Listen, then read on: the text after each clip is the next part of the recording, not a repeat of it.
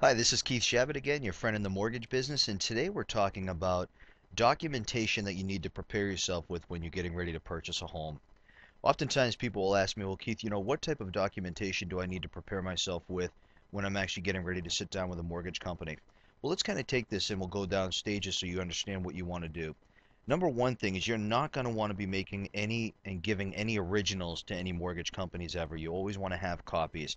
Make sure they're crystal clear copies. That way, when you print them out, they're easily readable so the mortgage company doesn't have to question you on what you've got. And what we'll do is we'll start listing some of the things you want to prepare for. What you want to do is get yourself like a little manila envelope and start placing these things in there. I'll give you an example. If you're currently renting right now, what I would recommend doing is if you're renting from a landlord is to start collecting your last 12 months canceled rent checks.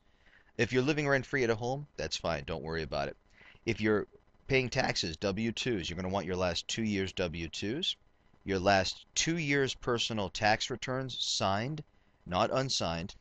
You want to make sure you have 1 month of full pay stubs.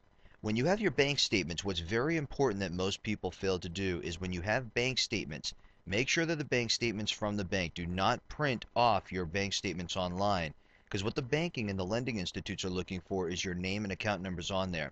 If there's 1 to 6 pages, make sure you give us all 6 pages. Even if one of them is blank and you don't think you should give it, make sure you give all of them. Your last 2 months or most recent quarterly statements on your retirement, a copy of your driver's license, a copy of your social security card.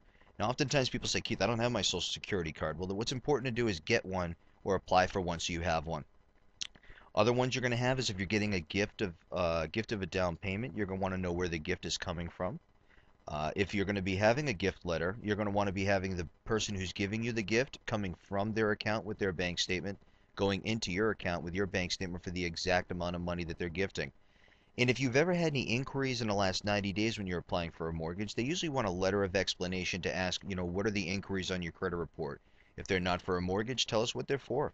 The detailed letter should definitely tell us what's going on there. And if you've had any derogatories, like maybe a late payment, they usually want a letter of explanation for any late payments that you've had. This right here is going to kind of give you just a short punch list of what you need to start preparing for. What's good about this is by having this documentation prepared for your mortgage consultant, it really helps them clarify what's going to be the mortgage and what type of mortgage program to put you into. This is Keith Shabbat, your friend in the mortgage business, talking today about documentations for applying for a mortgage.